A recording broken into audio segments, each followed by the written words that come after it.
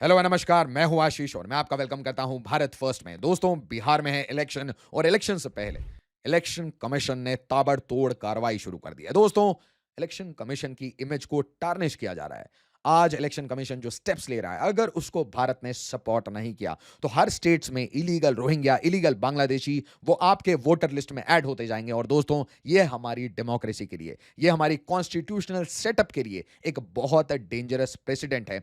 So much so कि आज NGOs वो सुप्रीम कोर्ट में ड्रैग कर रहे हैं इलेक्शन कमीशन को, ये बोल के कि भाई ये जो बिहार में वोटर रिवीजन हो रहा है ये बिल्कुल बंद करिए। ये एक particular political party Bharatiya Janata party को सपोर्ट करने के लिए हो रहा है और इसकी क्या जरूरत है। दोस्तों, इसीलिए इस इशू को एनालाइज करना बहुत जरूरी हो जाता है। आर्टिकल्स लिखे जा रहे हैं कि भाई लोगों का वोटिंग का अधिकार छीना जा रहा है, जबकि मैं रियलिटी बताऊं, इसके बैकग्राउंडर में सिर्फ एक स्टोरी है कि भाई अगर कोई बिहार का नहीं है, अगर कोई भारत का नहीं है, तो उसका कोई राइट नहीं बनता भारत के अंदर इलीगली वोट दें और भारत की पॉलिसीज को, भारत के पार्लियामेंटेरियंस को इन्फ्लुएंस करें। भारत के पार्लियामेंटेरियंस पे, भारत की पॉलिटिकल पार्टीज पे इतना प्रेशर बनाए वोट बैंक का कि भाई ताकि वो इलीगल इमिग्रेंट्स को डिपोर्ट ना कर पाए, वो अपने बॉर्डर्स ओपन रखें। और दोस्तों, ये एक एक तरीके से भारत की डीपेस्ट नेशनल सिक्योरिटी क्राइसिस है।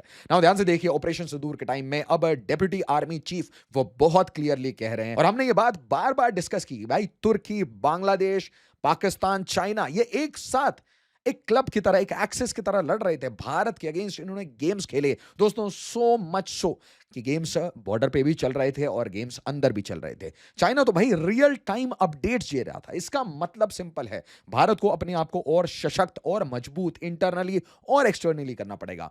बांग्लादेश तो एक टाइम में ये कहने लगा था, Muhammad Yunus was calling himself the guardian of ocean. Muhammad Yunus का एक मेजर जनरल जो कि यूनुस से मल्टीपल टाइम्स मिल चुका है, वो आके कहता है कि भाई इस टाइम में सिलीगुड़ी कॉरिडोर को काट दो। My goodness. और इसीलिए इसीलिए आप देखेंगे कि बहुत सारे मोल्स को, रैट्स को पकड़ा जा रहा था, हंट डाउन किया जा रहा था। और अब वो टाइम आ गया है कि भाई इनके ऊपर इंटरनल कार्रवाई हो। और इसलिए आपने देखा कि एमएचए ने बहुत क्लियरली कहा था, बिल्कुल दो टूक, कि 30 दिन लीजिए। 30 दिन की डेडलाइन में सारे स्टेट्स, इंडिया के सारे स्टेट्स को यह बताना पड़ेगा कि कितने इलीगल इमिग्रेंट्स हैं। एग्जैक्टली आप एसर्टेन करिए। और इसी टाइम में पुशबैक का जो फिनोमेना है वो भी चल रहा है। अल जजीरा इसके ऊपर मल्टीपल आर्टिकल्स लिख रहा है कि कैसे यहां पे राइट्स का हनन कर रही है Indian armed forces, Indian navy, ये लोगों को भेज रही है, बीएसएफ, बहुत सारी इमेज टार्निश करने वाली आर्टिकल्स लिखे जा रही है। और दोस्तों, उसी टाइम में इलेक्शन कमीशन कह रहा है कि भाई बिहार इलेक्शन से पहले हमें दूध का दूध, पानी का पानी कर लेना है कि कौन बिहार से है और कौन बाहर से है। और बाहर का मतलब कौन भारत के बाहर से आके यहां पे अपना वोटर आईडी, आधार, पैन और सारे बेनिफिट्स लेते हुए भारत के इलेक्टोरल सिस्टम को इन्फ्लुएंस करने की कोशिश करता है। ध्यान से देखिए, एग्जांपल आपके लिए लेके आया हूं, main link to 2024 Bangladesh protest. आप सोचिए, बांग्लादेश में जो प्रोटेस्ट हुए थे उसका पोस्टर बॉय कोई हो, उसकी अगर आपने डीपी लगा रखी हो, उसके आपने पोस्टर लगा रखे हो और उसके बाद आप वेस्ट बंगाल में आके वोट करते हैं। आप अगर आपका नाम वेस्ट बंगाल में भी है इलेक्टोरल रोल पे और आपका नाम बांग्लादेश में भी है, अगर कोई ऐसा आदमी आपके पास मिले जिसके पास दो दो आइडेंटिटी कार्ड है, इंडिया का भी बांग्लादेश का भी, तो आप क्या करेंगे? तो ये आपको शॉक करेगा। अब आप सोचिए कि लीच की तरह आपकी कंट्री को अंदर से वीक कर दिया गया है। और यहां पे मैं कोट करना चाहूंगा x DGP Prakash Singh sir को, जिनके साथ मैंने पॉडकास्ट किया, आप जरूर देखिएगा। उन्होंने बहुत क्लियरली कहा कि अगर आपको रूट कॉज पे जाना है तो सबसे पहले आपको प्रॉपर्टी राइट्स और वोटिंग राइट्स लेने पड़ेंगे बांग्लादेशियों से और रोहिंग्या से। दूसरी बात, आपने इनको सिस्टमैटिकली आइडेंटिफाई करके अपने घर भेजना है, क्योंकि ये परपेचुअल नेशनल सिक्योरिटी थ्रेट थे, हैं और रहेंगे। और इसीलिए you have to be proactive. But यहां पे इसके ऊपर बहुत ज्यादा पॉलिटिक्स होना शुरू हो गया है। ध्यान से देखिए, पप्पू यादव साहब क्या कहते हैं, कहते हैं भाई इलेक्शन कमीशन क्या भगवान है और ये हमारा डू एंड डाई मोमेंट है। और यहां पे इलेक्शन कमीशन को लिंक किया जा रहा है आरएसएस से। मतलब आप सोचिए, इलेक्शन कमीशन जो कि एक कॉन्स्टिट्यूशनल बॉडी है, जब कोई इलेक्शन जीत जाता है तो कोई कुछ नहीं कहता, इलेक्शन हारने के बाद वो कहने लगते हैं कि वीवीपैट और भाई ईवीएम में परेशानी थी। उसी पॉलिटिकल पार्टी का अगर कोई स्टेट में विक्ट्री आ जाती है तो स्टेट वाले कुछ नहीं कहते, कहते हैं इलेक्शन फेयर था। अगर किसी स्टेट में हार जाते हैं तो वहां वाले बोलने लगते हैं इलेक्शन फेयर नहीं था। दोस्तों, ऑलरेडी इलेक्शन कमीशन की जो इमेज है, की जो इंस्टीट्यूशनल कैपेसिटी है, उसको बार बार क्वेश्चन करके, उसको बार बार कटघरे में लाने की कोशिश है ताकि उसकी क्रेडिबिलिटी ग्लोबली खत्म हो जाए। उसके बाद ये बोलना कि भाई ये तो आरएसएस का काम कर रही है। और देखिए फिर कांग्रेस ने कह दिया conspiracy to help BJP, Congress slams electoral roll revision in Bihar. अब देखिए पॉलिटिक्स असाइड, हमें ये समझना है कि इसका मूट आर्गुमेंट क्या है, क्या रीजन है, क्या एक्चुअल लीगल पॉइंट है जिसके कारण इलेक्शन कमीशन ये एक्शन ले रही है, और क्या ऐसी बन पड़ी कि अचानक से ये सब कुछ करना पड़ा। रीजन आपके सामने है। ऑपरेशन सिंदूर के बाद एक चीज बिल्कुल क्लियर है कि भारत में बहुत सारे इलीगल्स वो वोटिंग राइट्स लेते हैं, वो वोट बैंक पॉलिटिक्स खेलते हैं। वोट बैंक पॉलिटिक्स के कारण वो पॉलिटिकल पार्टी पे प्रेशर बनाते हैं, सो मच सो कि कुछ पॉलिटिकल पार्टीज तो खुद कंट्रोल में नहीं रह पाती, उनका वोट बैंक उनके सिर पे बैठता है। और इसका बेस्ट एग्जांपल आप देखिए मालदा मुर्शिदाबाद में देखा, जब भी ऐसे राइट होते हैं तो बांग्लादेशी मॉड्यूल वो कहीं ना कहीं एक्टिवेटेड होता है। Election commission holding regular dialogue with party CEC on criticism from opposition. Now दोस्तों मैं आपको रिक्वेस्ट करूंगा इस वीडियो को ज्यादा से ज्यादा लाइक और शेयर करिए ताकि इसकी अवेयरनेस बढ़े। साथ ही साथ मुझे सारे social media handles particularly Telegram पे जरूर ज्वाइन करें ताकि सारे वीडियोस के अपडेट्स आपको मिले। नाउ ध्यान से समझिए यहां पे एग्जैक्टली कहानी है क्या, ये इलेक्टोरल रोल रिवीजन एग्जैक्टली होता क्या है, क्योंकि Bihar electoral roll revision will affect 2 crore voters. ये इंडिया ब्लॉक कह रहा है कि भाई देखिए बड़ा खतरनाक है। तो ऐसा क्या खतरनाक है इसमें? तो इलेक्शन कमीशन यहां पे स्पेशल एंड इंटेंसिव रिवीजन कर रही है। ये ना ही सिर्फ स्पेशल है ना ही सिर्फ इंटेंसिव है, ये स्पेशल भी है इंटेंसिव भी है, मतलब क्विक टाइम में, और इंटेंसिव मतलब एक डीपर पेनिट्रेशन के साथ एग्जॉस्टिव तरीके से यहां पे इलेक्टोरल रोल रिविजन्स होना। रीजन आप सोचिए कि हो सकता है बिहार से बड़े सारे माइग्रेंट्स बाहर गए हों, ऐसे लोगों को बाहर पॉलिटिकल राइट्स मतलब वोटिंग राइट्स नहीं मिलते। ऐसे बहुत सारे लोग होंगे जो इलीगल बिहार में बैठे हुए हैं, उन इलीगल्स को डॉक्यूमेंटेशन का प्रूफ देना पड़ेगा। और 2003 से पहले जो ऑलरेडी इलेक्टोरल रोल में है उन्हें कुछ भी दिक्कत नहीं आएगी। तो कुल मिला के आपको यह रैशनलाइज करना है कि कौन बिहार क्या है, कौन बिहार की इकोनॉमी में कंट्रीब्यूट कर रहा है बिहार में ही रह के, तो भाई उनका नेचुरल सी बात है उनका कोई भी वोटिंग राइट तो लिया नहीं जा सकता। सेकेंडली बहुत सारे ऐसे लोग हैं जो माइग्रेट कर चुके हैं, माइग्रेट करके दूसरी सिटी में रहते हैं, दूसरे स्टेट में रहते हैं, वहां पे उन्हें राइट्स नहीं मिलते, तो कहीं ना कहीं अदला बदली करनी पड़ती है इलेक्शन कमीशन को। तो यहां पे मल्टीपल ऐसे इश्यूज हैं जिसे सॉल्व करना बहुत जरूरी है। बट मोस्ट इंपॉर्टेंटली यह भी आइडेंटिफाई करना जरूरी है कि भाई ये क्रॉस माइग्रेशन चेन माइग्रेशन के बहाने कितने सारे लोग इस टाइम में मतलब 2003 से आज तक कितने ऐसे लोग हैं जिन्होंने अचानक से बिहार का ये इलेक्टोरल रोल में आके अपने आप को वोट बैंक बना लिया है। दिस इज वेरी सीरियस क्योंकि 2003 के बाद ये हो रहा है। मेन एजेंडा क्या है? एरर्स को ठीक करना है। अब यहां पे सबसे बड़ा क्वेश्चन है कि भाई इसका लीगल स्टैंड पॉइंट क्या है। तो सबसे पहले ध्यान समझिए कॉन्स्टिट्यूशन से आती है पावर सिटीजनशिप की, और कॉन्स्टिट्यूशन रिपोज करता है ये ट्रस्ट टू द पार्लियामेंट कि पार्लियामेंट डिसाइड करेगा कि भाई आपकी सिटीजनशिप कैसे डिफाइन होगी। तो पार्लियामेंट ने मल्टीपल ऐसे एक्ट पास किए इंक्लूडिंग सिटीजनशिप एक्ट। अब ये जो सिटीजनशिप एक्ट है इसके हिसाब से इसमें बड़े सारे पावर्स रूल्स बनते हैं, बड़े सारे बायलॉज बनेंगे, बड़े सारे डायरेक्शंस आएंगे। इन सबको कंपाइल करके आप समझ लीजिए कि इलेक्टोरल लॉज एक combination of all the laws including the constitutional norms सबको मिला के ये बनते हैं इलेक्शन लॉज या इलेक्टोरल लॉज कह लीजिए। अब इसका मतलब लीगल बेसिस कहां से आ रहा है? It is coming directly from the act of the parliament including.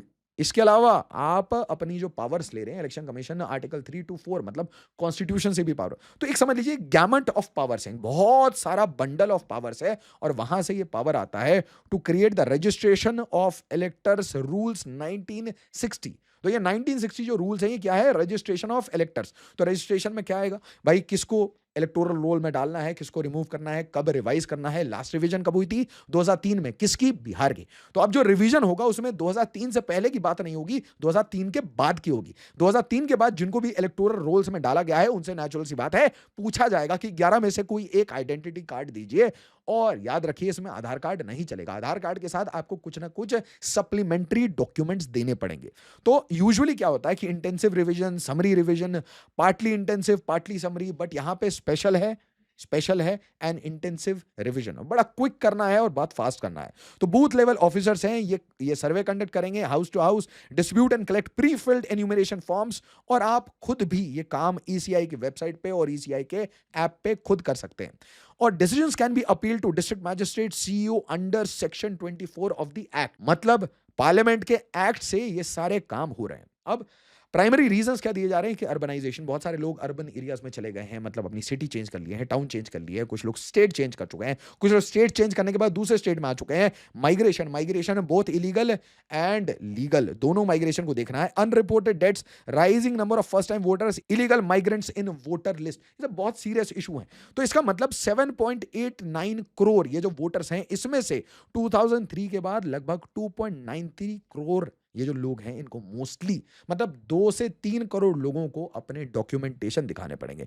और एक क्वेश्चन है कि व्हाई कंडक्ट द एसआईआर इन 2025? इसका डायरेक्ट आंसर है ऑपरेशन सिंदूर। ऑपरेशन सिंदूर में हमें एक चीज पता चल गई कि ये जो इलीगल इमिग्रेंट्स हैं, इन्होंने अपने वोट के दम पे बहुत ज्यादा पॉलिटिकल पार्टीज में इन्फ्लुएंस कर रखा है। और इसीलिए एक quick revision, not only in Bihar but in all states जहां पे भी इलेक्शन हो, क्योंकि हर जगह से एक ही बात आती है। और दोस्तों, मैं आज चाहता हूं कि आप जरूर बताएं आप किस स्टेट से हैं, आप किस स्टेट से, किस डिस्ट्रिक्ट, किस ब्लॉक में हैं, और क्या आपके ब्लॉक में, क्या आपके एरिया में कहीं पे इलीगल्स रहते हैं। और अगर इलीगल्स रहते हैं तो मुझे उस कॉलोनी का नाम बताइए, उस जगह का नाम बताइए। क्योंकि दोस्तों, सबको ये तो पता होना चाहिए कि एक रियल प्रॉब्लम है। कुछ लोगों को लगता है ये कम्युनल इशू है, कुछ लोगों को लगता है ये हिंदू मुस्लिम की बात है, कुछ लोगों को लगता है ये पोलराइजिंग इशू है। Absolutely not.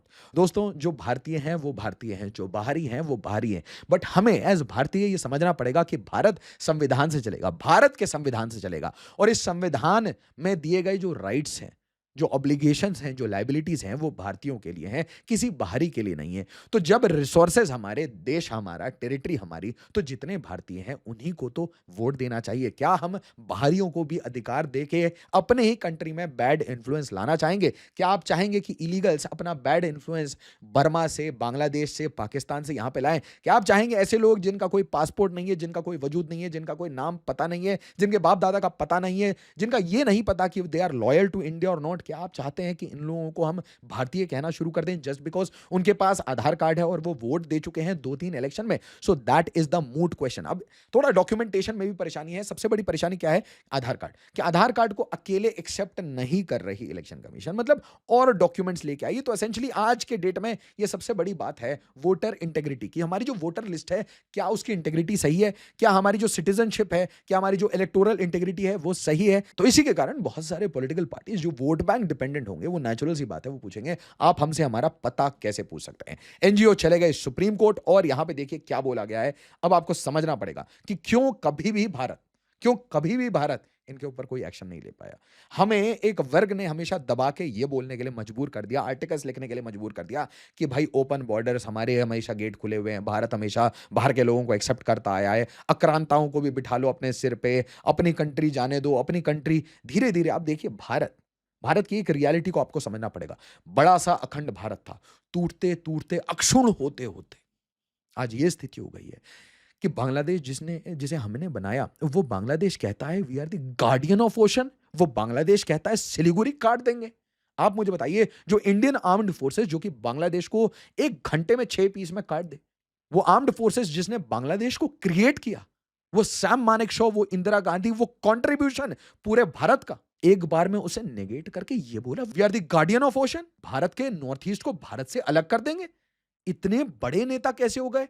Because of this influence, because of this influence. उनको यह पता है कि हमने भारत को अंदर से खोखला किया है। और इसीलिए यहां पे ह्यूमन राइट्स ब्रिगेड ये हमेशा तैयार होगा। आर्टिकल 14, 19, 21, 325, 326, मतलब equality, free speech, voting rights, la blah blah blah blah, सबका वायलेशन है। बट ये कभी ये नहीं कहेंगे कि भारत के हर सिटीजन के फंडामेंटल राइट्स का वायलेशन है। जैसे ही मेरे और आपके टैक्स पेयर के मनी उसको स्पेंड किया जाता है, 1 रुपया, 1 पाई भी किसी इलीगल बांग्लादेशी या किसी इलीगल रोहिंग्या पे खर्च होता है, तो वो हमारा वायलेशन है। वो हमारे साथ absolutely it is as good as corruption, absolute चोरी है वो। बट कभी एडीआर ये इशू लेके क्यों नहीं सुप्रीम कोर्ट गया कि why these NGOs always side with Bangladesh? ऐसा क्या है बांग्लादेश में? ये मेरा आपसे क्वेश्चन है, मुझे कमेंट में जवाब जरूर दीजिएगा। मैं चाहता हूं भारत के जितने एनजीओ हैं, green peas, ADR, etcetera etcetera, ये सब जाके सुप्रीम कोर्ट में गुहार लगाएं कि भाई सिस्टमैटिक तरीके से अगले 10 दिन में सारे इलीगल्स को भारत से डिपोर्ट करना चाहिए। बड़े दोस्तों, ये कभी कुछ नहीं बोलेंगे, इनके वेस्टेड इंटरेस्ट है। अब ध्यान से सुनिए, पप्पू यादव डू और डाई। अब ये क्या कह रहे हैं, इनका इनका आर्गुमेंट आपको समझना बहुत जरूरी है, ऑपोजिशन का आर्गुमेंट आपको सुनना बहुत जरूरी है। ये कहते हैं कि भाई 22 year old revision is being hurried just months before poll, और भाई ये एसेंशियली इलेक्टोरल रोल से निकालने की कोशिश है ताकि भाई हम इलेक्शन जीत जाएं। बट इसमें पैराडॉक्स क्या है कि इलेक्शन कमीशन ने जब अपने रिप्रेजेंटेटिव्स बुलाए तो सारी पार्टीज इसमें पार्टिसिपेट कर रही हैं, RJD, Congress, left, NDA including BJP, सब पार्टिसिपेट कर रहे हैं इसमें खुलेआम। अच्छा, कांग्रेस का क्या कहना है? कांग्रेस कह रही है कॉन्स्पिरेसी टू हेल्प बीजेपी। मतलब दोस्तों यहां पे इलेक्शन कमीशन को ये कहा जा रहा है कि इलेक्शन कमीशन बिल्कुल इंडिपेंडेंट बॉडी नहीं बची। इलेक्शन कमीशन वो काम कर रहा है जो भारतीय जनता पार्टी को सूट कर रहा है। यहां पे इलेक्शन कमीशन गलत काम कर रहा है, ऐसा उसको नहीं करना चाहिए। इसका मूट पॉइंट क्या है कि इलीगल्स को इस इलेक्शन तक छोड़ दो। इस इलेक्शन में जो जिसके वोट बैंक बने हैं उसको वैसे रहने दो। इलेक्शन के बाद आप ये करिएगा, इलेक्शन से पहले ये क्यों कर रहे हैं? मतलब कुल मिला के बात यह है कि इलीगल्स को वोट करने दो टिल दिस इलेक्शन। इतनी जल्दी क्या है, इतनी हड़बड़ी क्या है? और ये हमारा डू और डाई मोमेंट है। आप जरा इसको रीड करिए कि कहने की क्या कोशिश है। कहने की कोशिश है कि बस इस इलेक्शन तक छोड़ दो। जितने लिस्ट में नाम है जो हमने डलवाए हैं, जो हमने ना डलवाए हों, जो हमें वोट कर रहे हो, जितने हमारे फैन हैं उनको हमारे को वोट करने दो। उसके बाद जो करना हो कर लेना। मतलब बिहार इलेक्शन के बाद ये सारा काम करना, ये 25 दिन का विंडो, इतनी जल्दी से document heavy verification process, deliberate conspiracy है। और कॉन्स्पिरेसी को बोला जा रहा है वोट बंदी, कि भाई जैसे नोटबंदी थी वैसे ही अब वोट बंदी होगी। और यहां पे इशू उठाया जा रहा है कि भाई आधार आपने ही लॉन्च किया, आधार लॉन्च करने के बाद आपने हर जगह डंका पीटा, उसके बाद आप आधार को यूज क्यों नहीं कर? क्योंकि दोस्तों ये अब क्लियरली समझ आ चुका है, आधार तो कोई भी बनवा लेता है, जिसको भी थोड़ा सा पैसा सरकार से चाहिए। और मैं कह रहा हूं आपके ही पैसे का ये लूट है, ये लूट खसूट है। ये आपसे जो लिया हुआ जीएसटी है, टैक्स है, अगर 1 रुपया इसमें से बांग्लादेशियों को जा रहा है, क्योंकि अगर आधार कार्ड है तो सारे बेनिफिट्स मिल रहे हैं, ये वोटिंग भी कर रहे हैं। और उसके बाद मुझे ये नहीं समझ आता कि भारत के इतने समझदार पॉलिटिशियंस हैं, भारत के इतने समझदार पॉलिटिकल पार्टीज हैं, इतनी ओल्ड ओल्ड पार्टीज हैं, इनको खुद पता है कि भारत के लिए नुकसानदेह। कितने सारे आईएएस आईपीएस रिटायर होकर पॉलिटिकल पार्टीज को एडवाइस करते हैं, कितने सारे आईएएस आईपीएस ऑफिसर्स, पढ़े लिखे लोग, इंटेलेक्चुअल्स, वो खुद इन पॉलिटिकल पार्टीज में, शशि थरूर साहब टाइप के लोग, एमिनेंट स्कॉलर्स, वो आपको मिल जाएंगे कांग्रेस पार्टी में, वो आपको मिल जाएंगे भारतीय जनता पार्टी में। तो इसका मतलब सारी पॉलिटिकल पार्टीज को यह बात तो समझ आती है कि नेशनल इंटरेस्ट में है इलेक्टोरल रोल रिवीजन, इलीगल्स को निकालना, यह हमारा राजधर्म है, यह हमारी कॉन्स्टिट्यूशनल ड्यूटी मैंडेट है। पर फिर भी अगर इसे पॉलिटिसाइज करके रोक दिया जाए तो हो सकता है जिनके वोट बैंक बने हों उनको कुछ फायदा उठ जाए।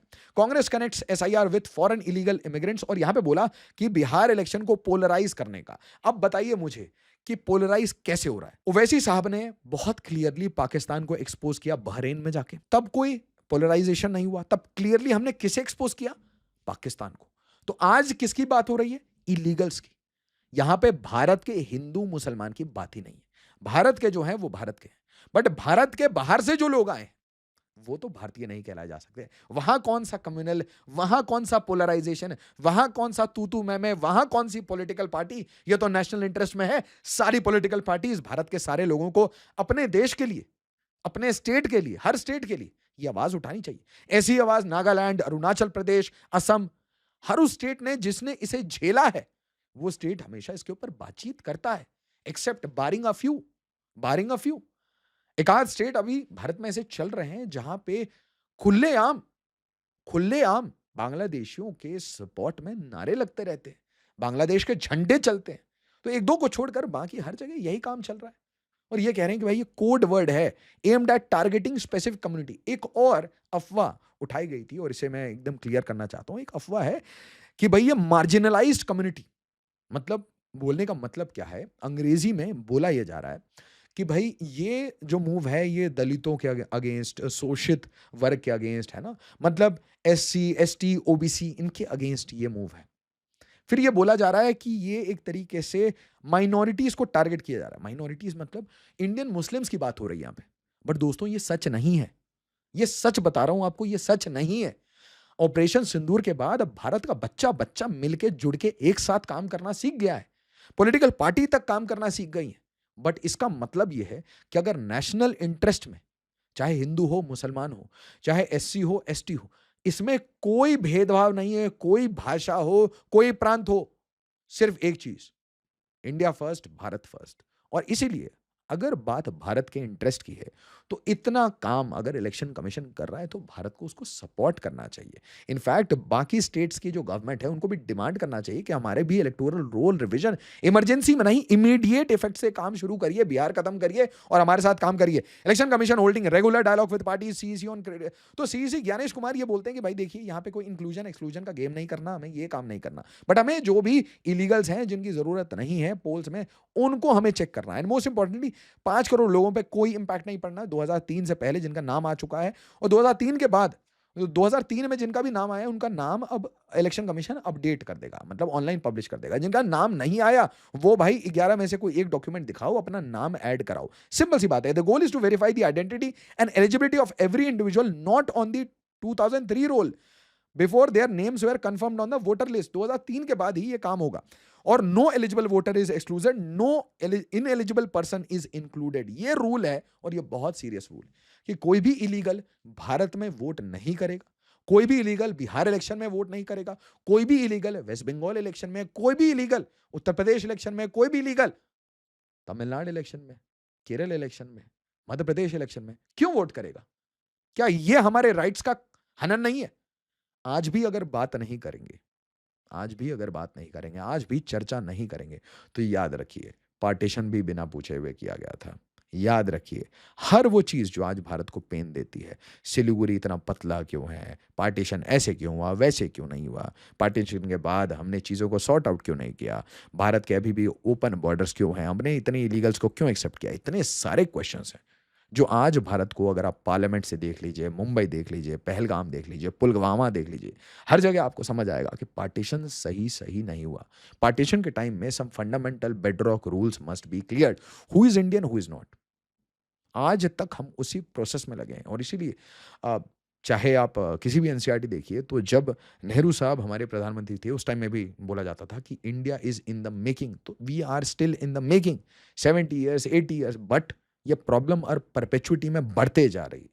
ये प्रॉब्लम जब तक बढ़ती रहेगी, और जब तक आप इसके ऊपर काम नहीं करेंगे, तब तक आप ये आइडेंटिफाई नहीं कर पाएंगे कि who is Indian. And the biggest threat is कि ये आपके पास आके वोट करेंगे, ये आपके पॉलिटिशियंस को इन्फ्लुएंस करेंगे, एंड मोस्ट इंपॉर्टेंटली ये आपके पूरे डेमोक्रेटिक प्रोसेस को धीरे धीरे दीमक की तरह चाट खाएंगे। वीडियो को लाइक, शेयर और सब्सक्राइब जरूर करिएगा। आप अपना ओपिनियन जरूर बताइएगा कि क्या इलेक्शन कमीशन सही कर रहा है, क्या इलेक्शन कमीशन गलत कर रहा है, कौन सी पॉलिटिकल पार्टी के साथ आप अग्री कर रहे हैं, और क्या यहाँ पे नेशनल इंटरेस्ट की बात है, या फिर इलेक्शन कमीशन किसी पॉलिटिकल पार्टी को मदद कर रहा है। अपना ऑनेस्ट ओपिनियन जरूर बताइएगा। जय हिंद, जय भारत।